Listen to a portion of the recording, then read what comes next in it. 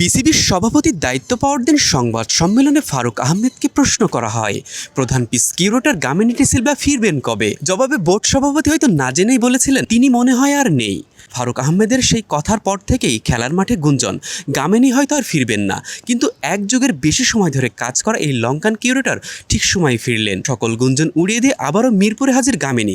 প্রথম দিনেই মাঠে এসে চিরচেনা উইকেট দেখতে ছুটলেন। এ সময় কথা বলতে দেখা যায় পেসার ইবাদত হোসেনের সাথে।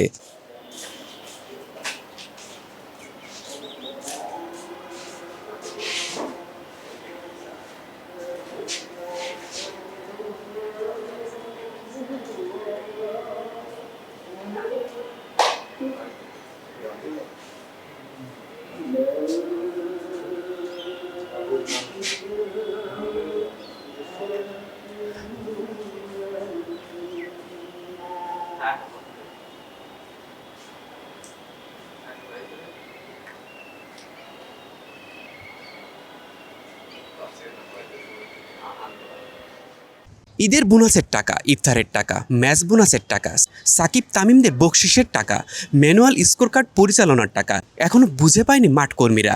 সব টাকাই ঢুকেছে গামিনীর ব্যাংক অ্যাকাউন্টে, এমন অভিযোগ উঠেছে।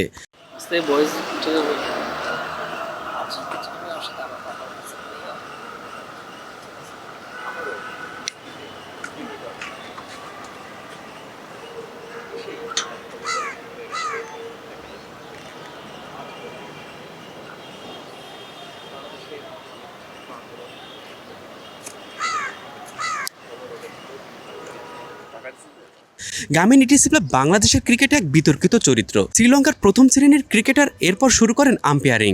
সেই আম্পায়ারিং গামিনীকে বিসিবি নিয়োগ দেয় প্রধান পিচ কিউরেটর হিসেবে। মিরপুরের উইকেট নিয়ে সমালোচনা তো কম হয় না।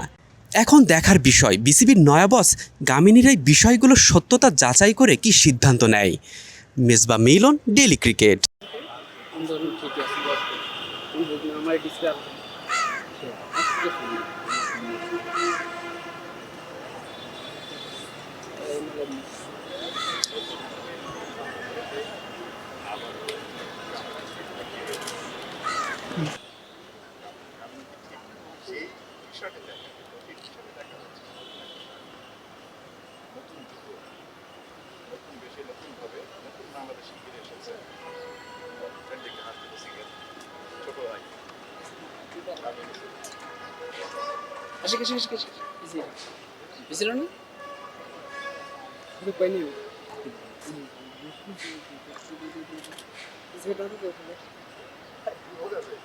আলাম জুতার